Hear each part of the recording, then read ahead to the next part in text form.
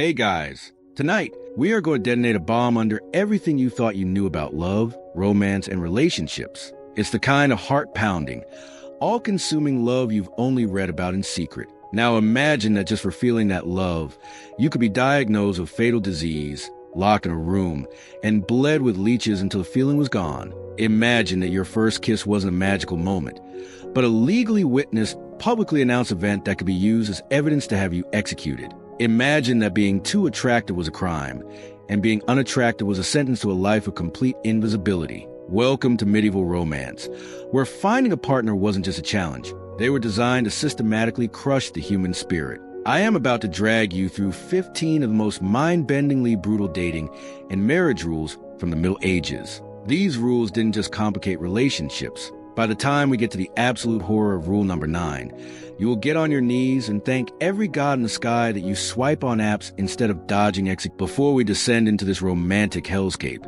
If you're new to the channel, I dive into the darkest, most twisted corners of history that the textbooks are too scared to mention. So obliterate that subscribe button, because after this journey, you're going to need to see what other historical nightmares I've unearthed. And if this video shatters your reality, which I promise it will, smash that like button. Help me show the world just how unbelievably brutal our ancestors' love lives really were. Let's begin with the very foundation of this entire system of control. The first rule that governed every single beating heart in medieval Europe. Rule number 1, your parents didn't just approve, they owned your heart. You think your parents are overbearing because they ask who you're texting? That's adorable. In the Middle Ages, your parents didn't just have a say in your love life. They were the sole shareholders of your heart, and they could sell their shares to the highest bidder. It wasn't negotiation. It was a transaction. Here's a fact that will make your blood run cold. Historians estimate that for the nobility, over 95% of all marriages were arranged, often before the children involved could even walk. We're not talking about moody teenagers. We're talking about toddlers being contractually bound for life. Let me paint you a picture, because the reality is 1,000 times more chilling than any fantasy movie. Meet Lady Eleonora. It's 1180 in Normandy. She's 6 years old. She spends her days playing with carved wooden knights. One morning, her father, a powerful baron, brings another man into the Great Hall. This man is Lord Alaric, a grizzled, 50-year-old warrior with a face like a collapsed castle and a reputation for burying wives almost as fast as he marries them. Her father doesn't say, "Eleonora, this is a man you'll marry one day." He says, "Eleonora, kneel." He places her tiny hand into Alaric's scarred, meaty one. A priest is there. A contract is read. It lists the transfer of 300 acres of land, 2 mills, a herd of 50 cattle, and the girl, Eleonora, to be delivered upon her first flowering. She wasn't a bride-to-be. She was a final item on an invoice, the closing clause on a business deal. The contracts from this period are terrifyingly clear. They read like property deeds. One document from 1252 in England details the marriage arrangement for a 9-year-old girl named Matilda. It lists her alongside all associated woodlands, streams, and rights of pasture. She was literally part of the landscape being sold. And refusal? That wasn't an option. It was a crime. A child who resisted an arranged marriage wasn't just being disobedient. They were committing an act of treason against their own family. The punishments were swift and merciless. There are court records of 13-year-old boys being thrown into dungeons for refusing to marry a 40-year. A child who resisted an arranged marriage wasn't just being disobedient. They were committing an act of treason against their own family. The punishments were swift and merciless. There are court records of 13-year-old boys being thrown into dungeons for refusing to marry a 40-year-old widow their father had chosen. In 1290, a young noblewoman named Isabella de Vesey refused her arranged match. Her father's punishment? He locked her in a windowless room in the family castle for 2 years, feeding her nothing but bread and water until her spirit was so completely broken that she agreed to marry the man. She was carried to the altar, too weak to stand. And the psychological damage? It's almost impossible for us to comprehend. These parents weren't necessarily evil. They were products of a system that taught them love was a dangerous fantasy. A 14th century parental guide, yes, they had those, explicitly states, to allow a child to choose a spouse based on affection is to invite the sin of pride into your house and risk damnation for your entire line. They genuinely believed that securing a politically or financially advantageous match was the highest form of parental love. They didn't care if their children were happy. They cared if the family line was secure. So while you might get annoyed at your parents for asking about your future, remember that medieval parents didn't ask. They signed, sealed, and delivered you like a parcel. But if you think your parents having absolute power was the worst of it, you are tragically mistaken, because there was another entity, an institution with eyes and ears in every village, every castle, and every bedroom. An institution that had more control over your love life than your own family, and one that could sentence you to hell on earth for a single unauthorized glance. That institution was the church. Rule number 2, the church had veto power over your heart. Swipe right in medieval Europe? That wasn't just a bad date. It was heresy. That was a one-way ticket to an investigation by men who believed your romantic feelings were direct evidence of demonic influence. Here is a fact that should terrify you. The Catholic Church in the High Middle Ages didn't just influence romantic decisions. It legally controlled them through a labyrinthine system of rules known as canon law. The church had the final say on nearly every single union in Christendom. Your parents could agree, the dowry could be paid, the lands could be ready to merge. But if a local priest found a reason to object, the entire arrangement was dead, and their reasons could be absolutely insane. Let me show you how this divine surveillance state operated. You couldn't just start courting someone. First, your family had to submit a petition for a courtship to the local diocese. This wasn't a simple form. It was a full-scale genealogical and spiritual background check. The petition had to include proof of baptism for both parties, a record of family donations to the church, and a signed letter from a priest testifying to your family's moral character. But here's where it gets truly Orwellian. The church maintained what were known as the Books of Consanguinity. These were terrifyingly detailed records of family trees, designed to prevent people who were even remotely related from marrying. The church forbade marriage to anyone within 7 degrees of relation. That means you couldn't marry your 3rd cousin, your 4th cousin, your 5th cousin, or even your 6th cousin. In the small, isolated villages of medieval Europe, this meant that for many people, almost everyone was technically off limits. Unrelated person was a nightmare. Let me tell you the story of Pierre and Annelise from 13th century France. They were from 2 different villages, deeply in love, and their families were thrilled with the match. The investigation took 6 months because the investigators discovered that Pierre's great-great-great-grandfather and Annelise's great-great-grandmother were siblings. They were separated by 6 generations, but they shared a single ancestor 150 years in the past. Their blood was considered incestuously close. They were forbidden from ever speaking again. Didn't stop at bloodlines. The church also enforced spiritual prohibitions. You couldn't marry your godparents, or even the children of your godparents. This was called a spiritual affinity, and it was considered just as incestuous as a blood relation. The church calendar explicitly forbade marriage, or even courtship activities, during huge chunks of the year. You couldn't get married during Lent 40 days, Advent about 4 weeks, or on any major feast day, Saints' Day, Sunday, or Friday. There were nearly 150 days a year, about 5, where romance was legally on pause. Couples who defied these rules faced public penance. This could mean being forced to stand in front of the church in sackcloth and ashes, or being forced on a pilgrimage to a distant shrine. And the church profited from all of it. Every investigation had a cost. If you wanted an exemption from one of these insane rules, a dispensation, you could get one for a price. Wealthy nobles could pay the equivalent of a small fortune to get permission to marry their 3rd cousin. Love wasn't just controlled by the church. Even if you found someone your parents approved of, you then had to pray that some priest, digging through 200-year-old records, wouldn't find a long-dead relative that made your love a crime against God. But even if you cleared all those hurdles, an even bigger, more insurmountable barrier stood in your way. A barrier that condemned nearly half the female population to a life without love. No dowry, no husband. We think of financial incompatibility as disagreeing about how much to spend on takeout. In the Middle Ages, financial incompatibility meant this. If your father couldn't afford to essentially buy you a husband, you would die a spinster. It was an ironclad economic law. The dowry system was the engine of the medieval marriage market. Here's a statistic that lays it bare. By the 14th century, it's estimated that in some parts of Europe, up to 40% of all noble women never married. Not because they were undesirable, but because their families were dowry poor. Let me break down the sheer economic insanity of this system.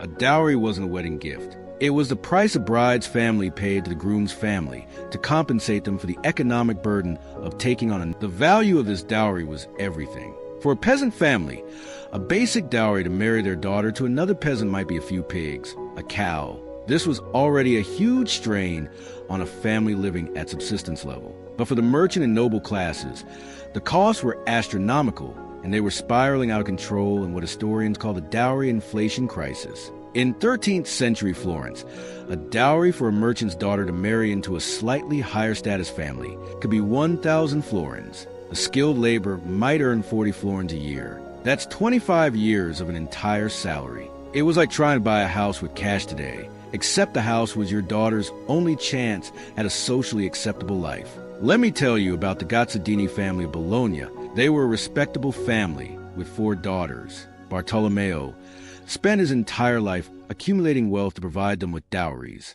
He successfully married off the first daughter, a process which cost him nearly half his entire fortune. He managed to marry off the second, which required him to sell his business and mortgage his home. He simply did not have the money for the third and fourth daughters. Their names were Caterina and Francesca. They were beautiful, intelligent, and by all accounts, lovely young women. Their only option was a convent, smaller dowry to the church to have them accepted as nuns. They spent the rest of their lives locked away, not because of calling from God, but because of the failure of economics. Their letters, which survive today, are filled with profound sadness and a sense of being the leftovers of God. And for the women who couldn't even afford the convent dowry, they became spinsters, living as dependents in the homes of their brothers or other male relatives. They were often treated as unpaid servants, living reminders of their family's financial failure. They had no autonomy, no property, and no hope. The term spinster wasn't just a word. The pressure provided dowry was so immense it created a whole sub-industry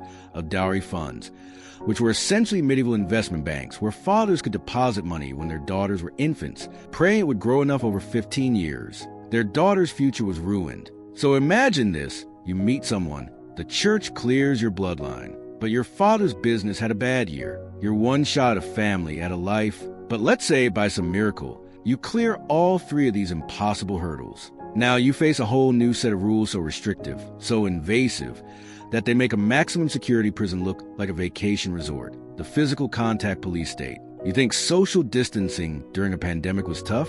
Where you couldn't get close enough to your approved partner to even share a secret without a team of armed guards and moral watchdogs reporting your every move. Physical contact was so forbidden, so spiritually dangerous, that society created a literal police state to prevent it. That wasn't just scandalous. It was a finable offense, equivalent to public indecency, binding action that could be used in court as proof of a marriage contract. Let me paint a picture of the chaperone system, because it was less about supervision. An engaged couple was never. They had to be accompanied by a team of chaperones, usually older, grim-faced relatives or religious figures. The minimum was typically 2, one from each family, and their job wasn't just to watch. It was to enforce the rules of proximity. In 14th century England, the accepted distance between an unmarried, courting couple was the length of a good sword. They had to stand far enough apart that a man could draw a long sword between them without touching either person. In some German principalities, it was even stricter. They would literally place a table between the couple, and these chaperones were required to report back. I found an incredible document, a chaperone's log from 1328, met today in the castle garden. Lord Thomas stood at the prescribed distance. Lady and did smile in a way that I judged to be. She also made reference to a dream she had, which I have noted as spiritually suspect. Recommend next meeting be in the chapel with a priest present. Every glance, every word, every gesture was being recorded and analyzed for signs of unseemly affection. Let me tell you what happened to a young couple, Gerard and Marie, in Paris in 1295. During a chaperone walk, a sudden gust of wind blew Marie's veil from her head, reached out and caught it before it flew away, his fingers brushing hers for a fraction of a second. Employed by the city saw this. Gerard and Marie were brought before an ecclesiastical court on charges of illicit tactile congress. The courtship was suspended for 6 months. Gerard was forced to pay a hefty fine to the church, and Marie was ordered to spend a month in a convent for spiritual cleansing, all for an accidental touch that lasted less than a second. Their reputations were permanently damaged. And God forbid you try to meet in secret. The medieval world had a network of informants that would make the KGB blush. Servants were rewarded for spying on their master's children. Neighbors were encouraged to report any suspicious activity. The church taught that it was your Christian duty to report unauthorized romance. This created a culture of absolute paranoia. Young people lived in constant fear. A shared smile across a crowded market, a private conversation could be overheard and twisted. The natural human impulse to be close to someone you care about was treated as a criminal act. It wasn't about preventing premarital sex, about preventing emotional intimacy itself. The system was designed to ensure that by the time you reached the wedding altar, you and your spouse were practically strangers. Oh, you sweet modern child. Your love letters were state-monitored documents. Writing a love letter was like sending a classified document to a foreign enemy. It was monitored, censored, and could be used as evidence to have you executed. Romantic correspondence simply did not exist. Every single letter exchange between a courting couple had to go through a rigorous, multi-stage approval process. This draft was not given to your beloved. It was submitted to your local priest, acting as a state-sponsored censor, and checking for any inappropriate content. And what was considered inappropriate? Literally everything we would associate with a love letter. I found a 13th century guide for priests on censoring correspondence. Here are some of the phrases that were explicitly forbidden, considered a sign of obsessive attachment, focusing on carnal, worldly attributes instead of spiritual ones, expressing unholy impatience and desire. This was considered borderline heretical, as your heart should only ache for God. The approved vocabulary was sterile, legalistic, and utterly devoid of emotion. An acceptable line would be, I hold you in high Christian esteem and pray that our forthcoming union will bring glory to God and honor to our families. That was medieval sexting. If your letter passed a priest's censorship, it was then copied. The original was kept by the church for their records. Yes, they had a permanent file on your romantic correspondence. And a new, approved copy was made. This copy was then given to an official.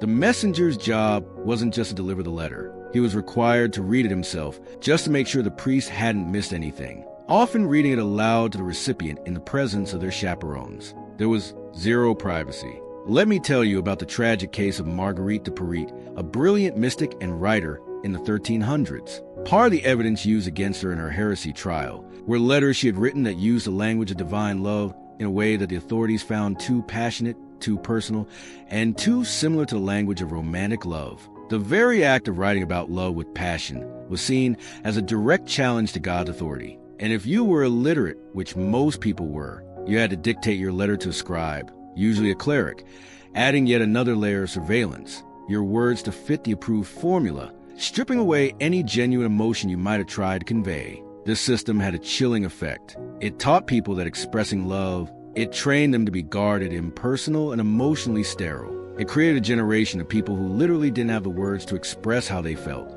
because those words had been declared illegal. The medieval system had successfully policed almost all forms of external communication, about to embark on their most ambitious and terrifying project yet. Romantic thoughts were a pre-existing condition for demonic possession. You think intrusive thoughts are a modern psychological concept? In the Middle Ages, an intrusive romantic thought wasn't a quirk of your brain. It was a demon whispering in your ear. And the only cure was confession, public humiliation, and pain. The medieval church, in its infinite quest for total control, made a terrifying leap. They decided that the sin wasn't just in the act. The concept of lustful thoughts, what they call concupiscentia, became a central obsession. And their definition of a lustful thought was terrifyingly broad. Did you imagine holding your betrothed's hand? Did you picture their face and smile? Did you simply find yourself daydreaming about a future together? That was a sin of pride and earthly attachment.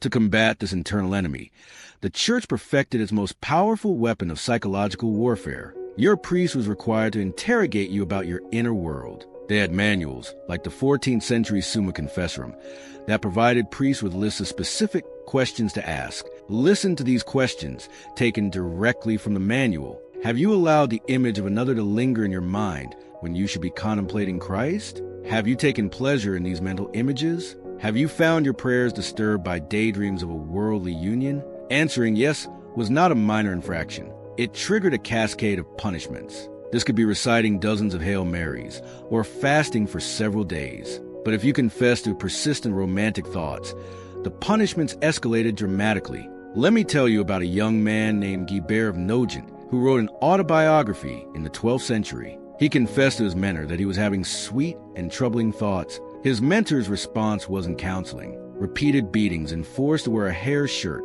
a coarse, animal hair garment that was incredibly painful against the skin, to mortify the flesh and drive the thoughts from his mind. The pain was meant to create a new association. Thought of girl equals physical agony. A woman who confessed to romantic thoughts was seen as spiritually weak. She might be forced into a penitential diet of bread and water, or to perform the most demeaning labor in the local church, or subjected to public shaming, where her sinful thoughts were announced to the entire congregation. This created a society of people who were terrified. Imagine being afraid to fall asleep because you might dream of someone you liked. Imagine trying to actively suppress any positive feeling or attraction because you'd been taught it was the devil's work. It led to widespread anxiety, depression, and what medieval texts called scrupulosity, a pathological obsession with sin, where individuals were tormented by the belief that their every thought was damning them to hell. The church had successfully made the human mind a prison. They had policed your actions, your words, and now your thoughts.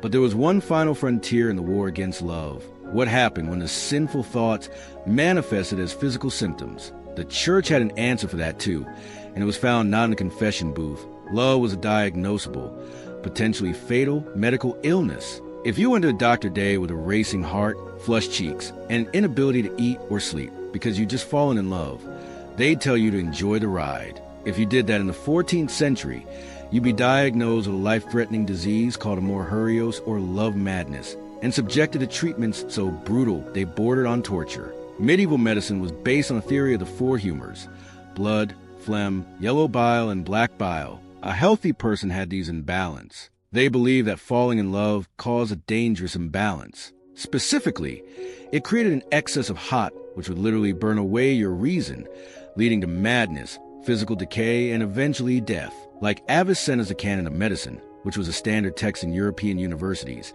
had entire chapters on diagnosing and treating lovesickness. To us, the very definition of being in love, loss of appetite and insomnia, an obsession with thinking and talking about that would race when a beloved's name was mentioned, and the treatments were designed to violently rebalance the humors. Let me walk you through the standard course of treatment. The first step was always to drain the excess heat from the body. A physician would open a vein in your arm, or sometimes even your forehead, and drain a significant amount of blood. The goal was to make you weak, listless, and too anemic to sustain passionate thoughts. If bloodletting didn't work, the next step, you would be given powerful laxatives and emetics, potions made from things like hellebore or scammony, to induce violent vomiting and diarrhea. The theory was that this would expel the corrupt humors from your body. It just left you severely dehydrated and often on the verge of collapse. Stage 3, environmental and psychological intervention. If you were still infected with love after all that,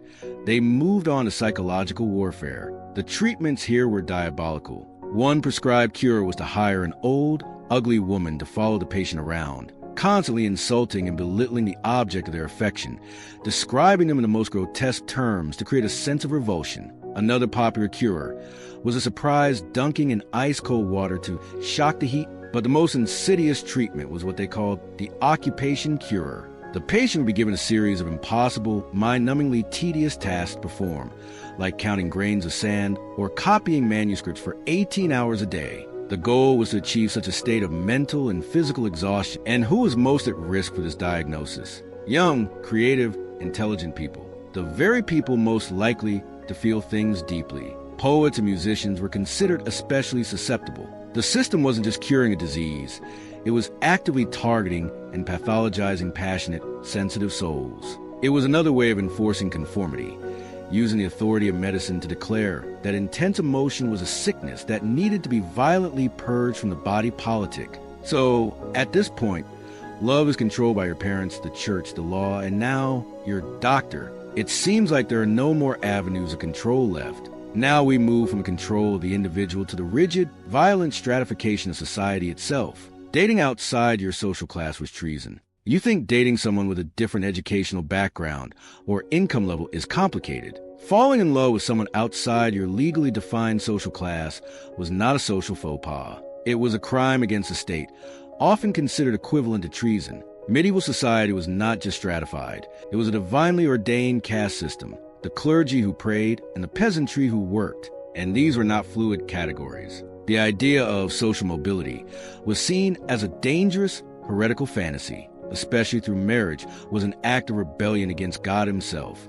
They created sumptuary laws. These were incredibly specific laws that dictated what people from different classes could wear, eat, and own. A merchant's wife was forbidden from wearing the same kind of fur as a duchess. A peasant was forbidden from wearing brightly colored dyes. These laws made it impossible to fake your social standing. Your class was written on your body in the fabric of your clothes. This meant that any interaction between people of different classes was instantly visible, and a romantic one was an immediate. Let me tell you the chilling story of Walter and Beatrice from 13th century England. Walter was a stonemason, a skilled but common laborer. Beatrice was the daughter of a minor knight, so they met in absolute secrecy. They weren't brought before a local court. They were brought before the king's bench, the highest court in the land, and charged with conspiracy to pollute a noble bloodline. The prosecution argued that their love was an attack on the very fabric of the kingdom, that if commoners were allowed to marry nobles, the divinely appointed order of society would collapse into chaos. Walter was sentenced to be hanged, drawn, and quartered, the standard punishment for a male traitor. But Beatrice's fate was, in some ways, she couldn't be executed in the same way as a commoner. The court stripped her of her title and her family name.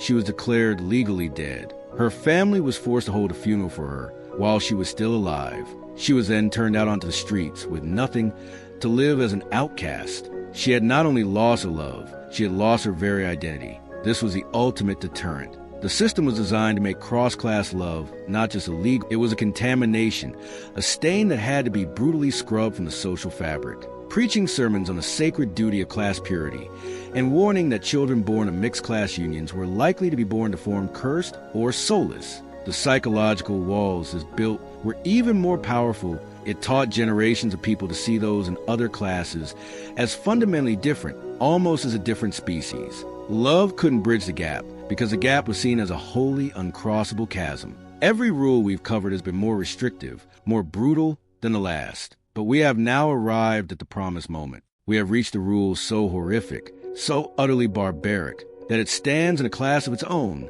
This is rule number 9. And this is where love wasn't just a crime against the state. It became a crime that could lead to the annihilation of your entire family tree. Interfaith love meant a mass grave for your family. Romeo and Juliet had it easy. Their families just hated each other. If a Christian fell in love with a Jew or a Muslim, the authorities didn't just punish the couple. They eradicated their families. It was a holy war, and your heart was a battlefield. Here is the single most terrifying fact I have ever unearthed in my research. Under the laws of the Fourth Lateran Council of 1215, any Christian found to be in a romantic or sexual relationship with a Jew was to be excommunicated and turned over to secular authorities for punishment. And the punishment, in most kingdoms, was death by fire. But the horror didn't stop there. The legal principle of collective guilt, the families of the couple were seen as complicit for failing to prevent this monstrous crime. Let me paint you a picture of what this meant in reality, because the abstract law does no justice to the absolute horror.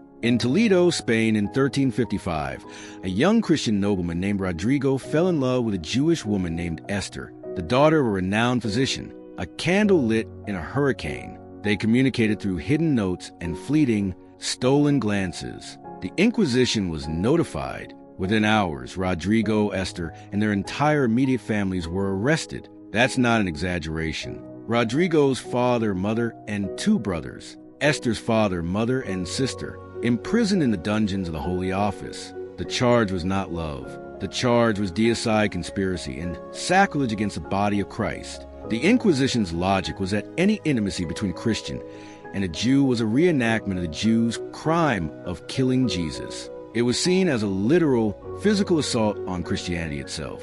Both were tortured until they confessed. But the verdict is what will haunt me forever. Rodrigo and Esther were to be burned at the stake in the public square, a spectacle for the entire city. But that was just the beginning. Rodrigo's father, for the crime of paternal negligence, his mother was forced to watch, then sent to a penitential convent for the rest of her life. His 2 brothers were stripped of all titles and lands and exiled. Esther's family fared even worse. The physician was accused of using Jewish sorcery. He was burned alongside his daughter. Her mother and sister, 10 lives, 2 families utterly destroyed on the earth because 2 young people fell in love across a religious divide. Their homes were seized, their wealth confiscated by the church and the crown. It was as if they had never existed. And this was not a one-off event. Legal records from across Spain, France, and the Germanic lands show dozens of similar cases. It was state-sponsored, religious-based romantic cleansing.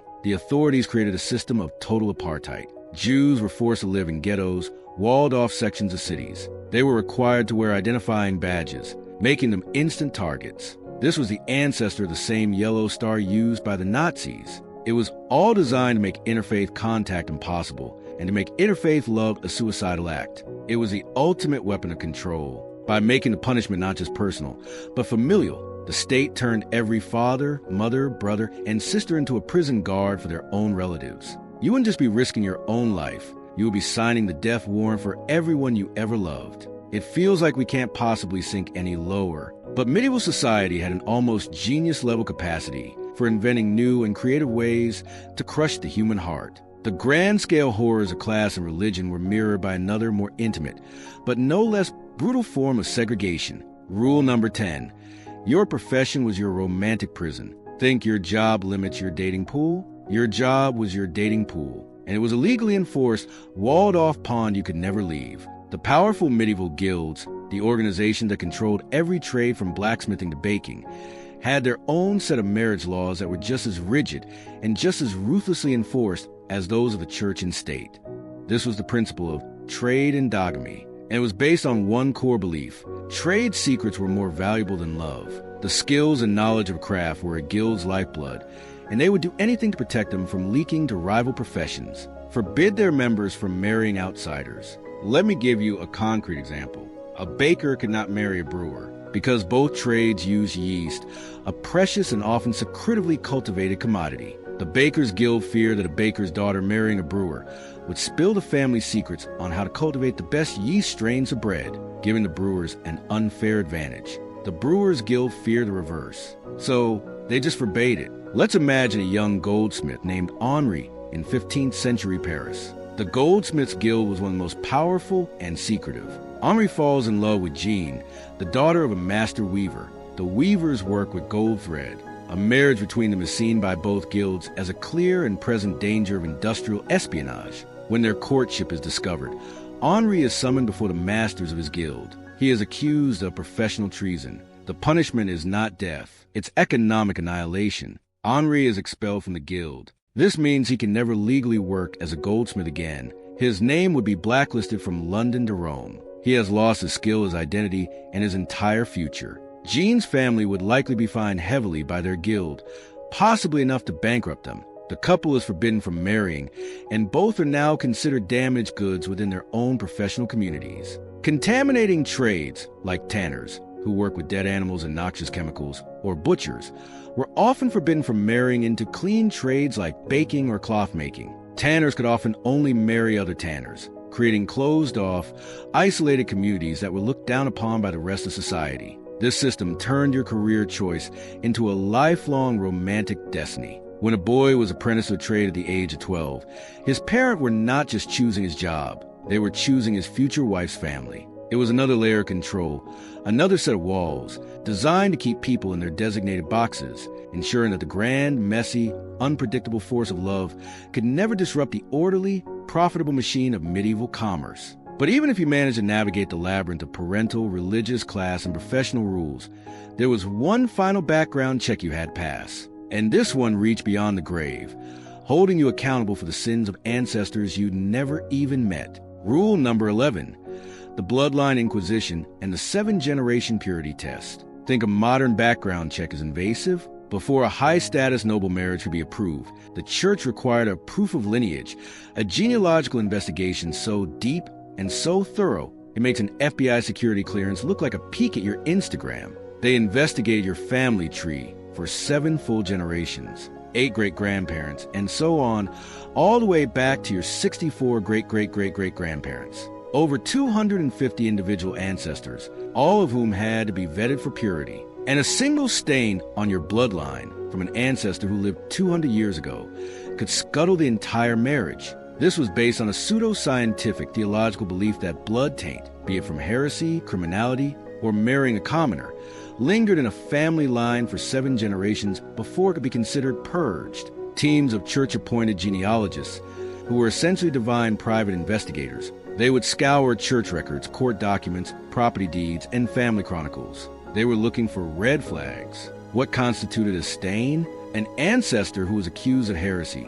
Even if they were acquitted, the accusation alone was a taint. An ancestor who married someone of a lower social class was a permanent contamination. An ancestor who worked in a dishonorable profession. An ancestor who was illegitimate, who committed a major crime. Let me tell you the story of Eleanor of Aquitaine's granddaughter, who was set to marry the heir to the French throne. This was a massive political alliance. Before it could be finalized, the genealogists went to work. They spent months in dusty archives, tracing every branch of her family tree. They were looking for a deal breaker. Luckily for Blanche, her lineage was deemed clean, and she went on to become one of the most powerful queens in French history. But countless others were not so lucky. I found a record of a proposed marriage between 2 powerful German families in the 14th century that was canceled at the last minute. The investigators discovered that the bride's great-great-great-grandfather, a man who had been dead for 150 years, had a brother who was excommunicated for heresy. The taint was not even in her direct line. It was in a sibling's line. The bride was declared unsuitable, her reputation ruined, and the multi-million-dollar, in today's money, this system created a culture of genealogical obsession. Families kept meticulous, often falsified, records to prove their purity. Black market for forged documents. You could hire corrupt monks or scribes to create a fake family tree for you, erasing a problematic merchant ancestor and replacing it with a fictional crusader knight. The punishment was complete social ruin. It was the ultimate form of ancestral accountability. You were the walking, breathing sum of 200 years of your family's choices. And one wrong move by a long-dead relative could render you unlovable and unmarriageable in the eyes of the world. Now, let's say, by an absolute miracle, you pass every single test. The church, the guilds, and the ghosts of your great-great-great-grandfather all give you a thumbs up. But what happens if another suitor challenges the arrangement? In the 21st century,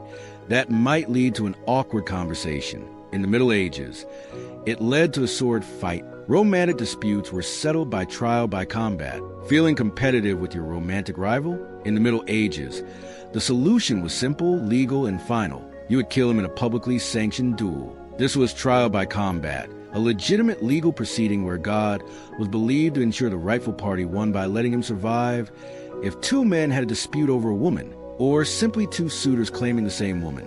They could take their case to a feudal lord or king, and the court's preferred method of judgment was to put them in a field with weapons and have them hack each other to pieces. The logic was as simple as it was brutal. God would not allow an innocent or truthful man to be defeated. Therefore, the survivor was, by definition, the one who was in the right. The winner didn't just get bragging rights. He got the woman, or the disputed dowry, or whatever the prize was. Let me tell you about one of the most famous duels in history. While not strictly over a woman, shows how this system worked. The combat of the 30 in 1351. But smaller, less famous duels over romantic claims happen all the time. Sir Geoffrey comes forward and claims Annabel had previously promised herself to him.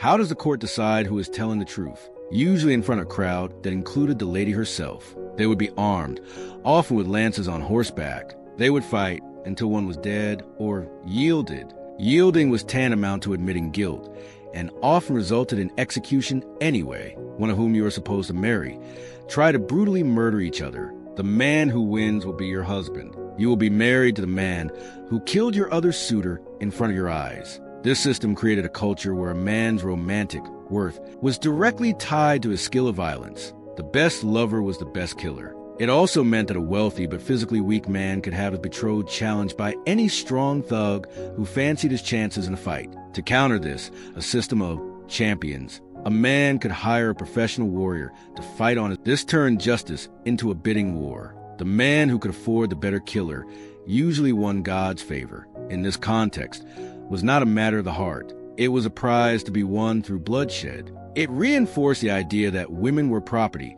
a trophy to be passed to the strongest and most violent man. And the psychological trauma for the women at the center of these bloody spectacles is almost impossible to imagine. But the violence didn't end with the duel. Even if a couple made it to the wedding day unscathed, they were about to face an ordeal that was, for many young women, the most terrifying and physically dangerous night of their lives. Forget the modern idea of a romantic wedding night, a private moment between two people. The medieval wedding night was a public, ritualized, and often brutal ceremony, the legal consummation of the marriage. A marriage wasn't truly binding until it was consummated. This was so important that the entire community participated in making it happen. The bride and groom would be escorted to the bedchamber by a rowdy procession of guests. The couple would be undressed, often by their friends and relatives, and put into bed. And then the guests would stay. In some traditions, they would remain in the room, separated only by a curtain, drinking and shouting encouragement.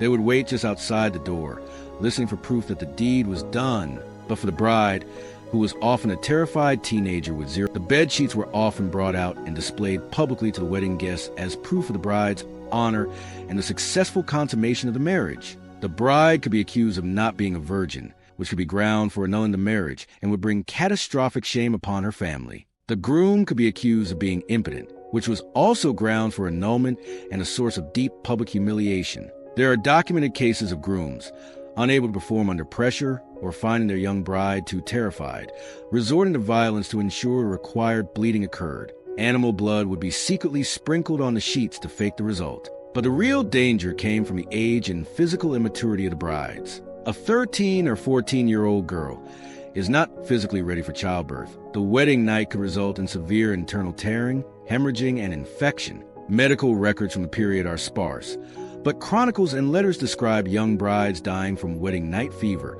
or suffering from lifelong health problems as a result of the trauma. It was a system that combined profound ignorance of female anatomy with a legalistic obsession. The wedding night wasn't the beginning of shared life. Terrifying hurdle in a legal transaction, one that prioritized the letter of the law over the life and well-being of a young woman at its center. They are finally legally married. Surely now they can just love each other in peace? Because in the perverse logic of the medieval world, that was a final. This is the rule that breaks the modern mind. After navigating an entire obstacle course from hell to get married, the medieval church taught that if you actually genuinely, passionately love your spouse, the concept was called inordinate affection, or more damningly, uxoriousness, for a man who loved his wife too much. Theologians like St. Jerome, one of the most influential church fathers, wrote explicitly, "He who loves his wife too ardently is an adulterer." Your primary, all-consuming love must be for God. Any love that competes with or distracts from that divine love is a form of idolatry. You are turning a mortal human being, your spouse, into an idol and worshiping them instead of God. Therefore, passionate love within marriage was not a virtue. What was the correct way to feel about your spouse? A kind of calm, dutiful, and dispassionate Christian charity. Manage your household together and procreate for the glory of God, distracting you from what truly mattered. Priests would actually listen for signs of the sin in the confessional. Do you find more pleasure in your wife's company than in prayer? Do you think of your husband when you should be meditating on the saints? Answering yes would earn you harsh penance. This doctrine had a devastating effect on the institution it was supposed to protect. It created marriages that were emotionally barren by design. It taught people to be suspicious of their own genuine affections. It created a world where the ideal marriage was not a partnership of love, but a contract of mutual, dispassionate duty. Let me tell you about the famous lovers Heloise and Abelard. While their story is premarital, Abelard's writings after their tragic separation are drenched in this guilt. He constantly writes about how his passionate love for Heloise was a sin that distracted him from his love of God, and that their horrific punishment, his castration, her confinement to a convent, was divine justice for their inordinate affection, crushing weight of the medieval system. It wasn't just that the path to love was impossible. It was that the destination itself was a spiritual trap, the one safe harbor where you expect love to be celebrated. Marriage was turned into another arena for guilt, shame, and emotional suppression. And this brings us to our final, the one that ties everything together, the grand, unifying theory of why medieval society was so profoundly, pathologically hostile to love. Love itself was demonic possession. We've seen that love was treated as a crime, a sickness, and a sin. But the ultimate medieval truth is even darker. They believed that romantic love was not a human emotion at all. It was a form of demonic possession.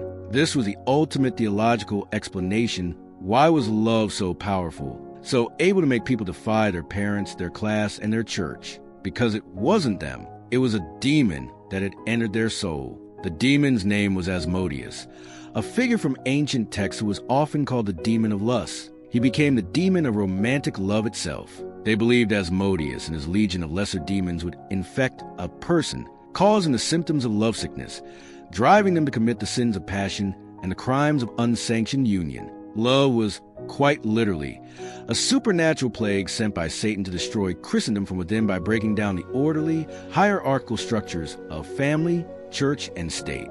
This belief explains the sheer brutality of the response. You don't reason with a plague. You quarantine and purge it. You don't negotiate with a demon. The beatings, the bloodletting, the public shaming, the executions. These were not just punishments. They were seen as a form of spiritual warfare. They were trying to physically beat the demon out of the possessed person.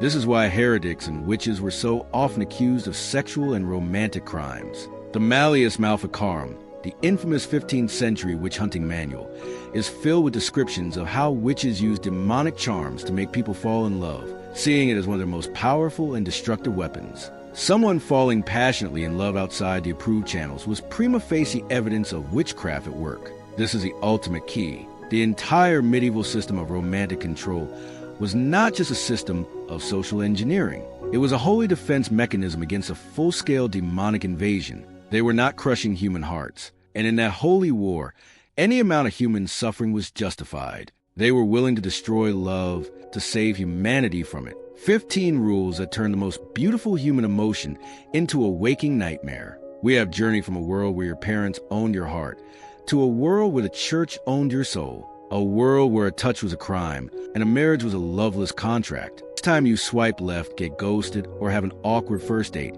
I want you to take a moment and breathe. I want you to think of Eleonora, sold at age 6. Think of Pierre and Annalise, separated by a long-dead ancestor. Think of Rodrigo and Esther, and the families burned and broken for their love. The freedom you have right now, the freedom to choose your partner, to love openly, to hold hands, to write a silly text message, to build a life based on affection, it was won through centuries of quiet defiance, of brave souls who dare to love in a world that sentenced them to death for it. It was won by the slow, painful dismantling of a system that saw the human heart as its greatest enemy. If this deep dive into the absolute madness of medieval romance has shattered your perception of the past, then please smash that like button. This video is a result of months of digging through dusty legal codes, church decrees, and personal letters that tell a story most history books are too afraid to touch. And if you want to keep exploring the brutal, shocking truths of our history, then subscribe to this channel.